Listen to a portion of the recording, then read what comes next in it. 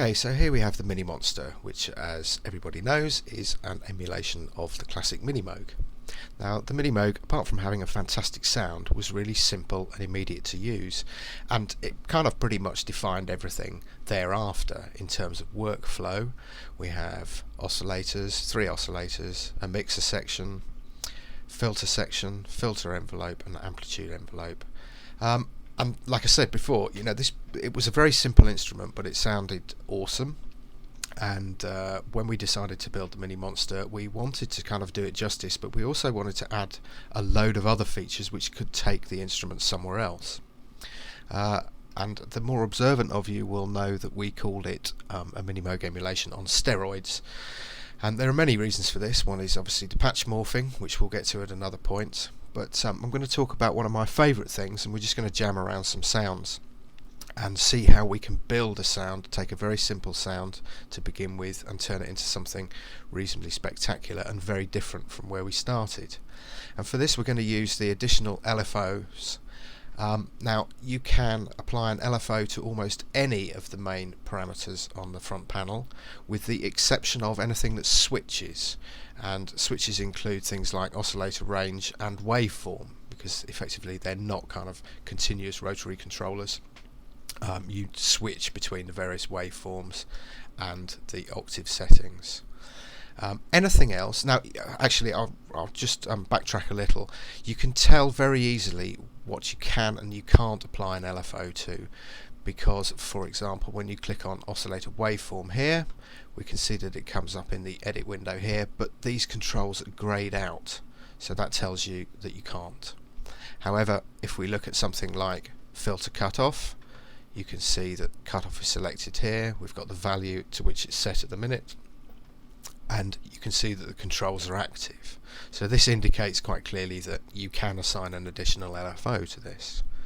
And actually that's where people kind of stop, and we've had various emails saying, actually where can I go other than filter cutoff? Well, my advice is to just kind of experiment and muck about, and hopefully after wading through this somewhat lengthy tutorial, it might give you an idea of what else you can do. So we're going to start with filter cutoff just to give you an example. So we have a series of waveforms here that we can select, and let's just take the sine wave as something slightly different. We set the beat count, so we are synced to 120 BPM, and we're going to set it to 1 beat, and we're going to apply a degree of amplitude. Now you'll notice that as soon as we apply the degree of amplitude, the filter cutoff becomes illuminated in blue, and this just tells us that there is an LFO affecting this parameter or assigned to this parameter. If we remove it again, it's off, on again. Okay, so to get an idea of this, I'm just going to turn off oscillators 2 and 3. So we only have oscillator 1. Let's click on that knob. Let's turn the LFO off and just give you an example. So there it is playing.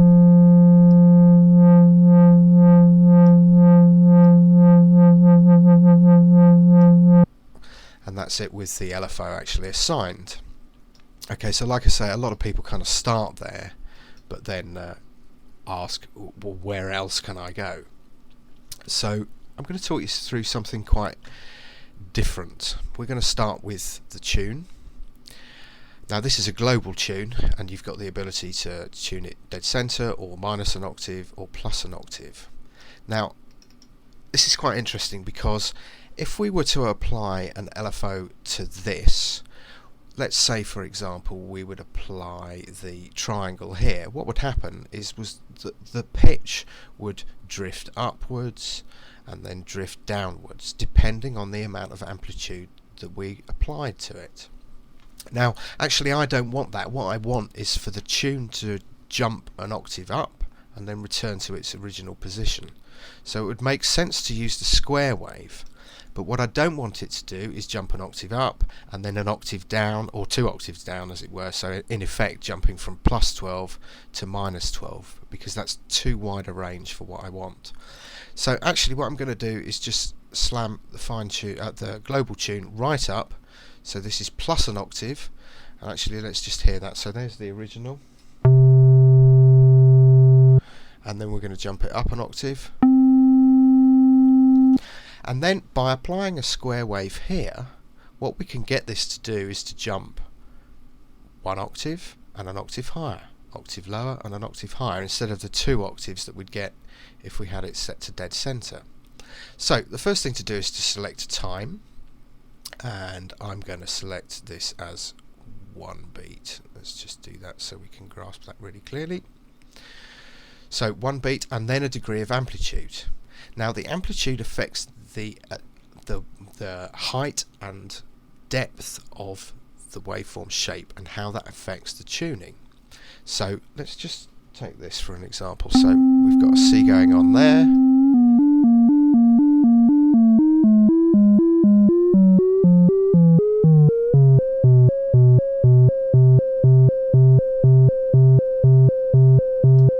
So I know around, you can hear around 60%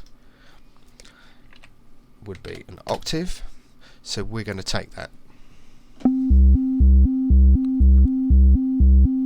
Now obviously if I wanted to, I could speed up or slow it down. But for the purposes of this exercise, I'm just going to keep it at 1 beat. Okay, really straightforward.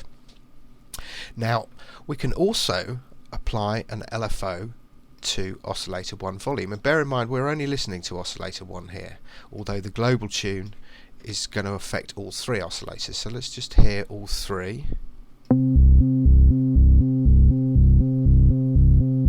Okay, but we're just going to turn those off and work with oscillator 1 for the time being. Now obviously we want to hear our edits in real time, and that's half the fun of synthesis, is just kind of jamming around to see what you can come up with. So I'm just going to turn the whole button on here,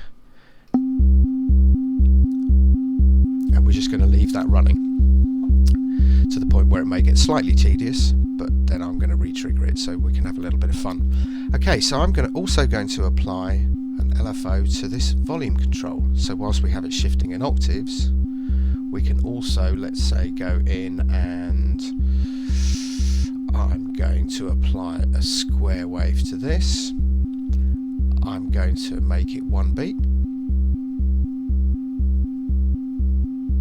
And I'm going to apply, actually what I'd really like to do is offset this against the tuning square wave cycle. And with this sync slider here, we can start the waveform at any point during the shape. So actually if I click on there, let's just make sure we're there, and then click on that, I'm going to start this halfway through. So this is 50%. And then I'm going to apply a degree of amplitude. Okay, so we've got a kind of pulsing thing. Now it makes sense to re-trigger this. So you can hear that the sound is more on the bottom octave than on the top octave.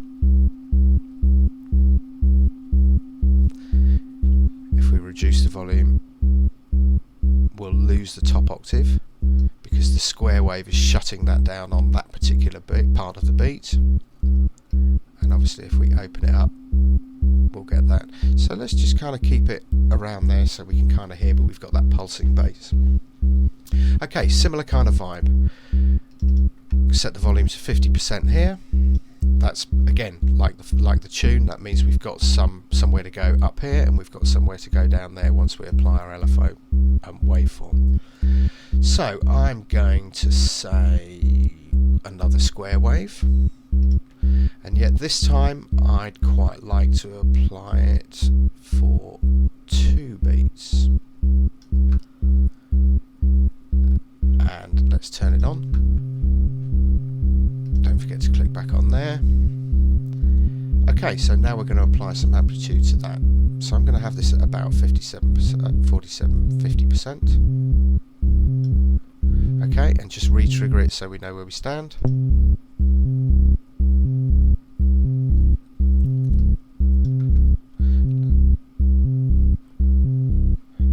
Let's just open out the filter cutoff a little bit so we've got a good idea of what's going on. Okay, and we're not going to stop there. We're going to apply it to the 3rd oscillator. Again, set it at 50% so we've got somewhere to go up here and somewhere to go down.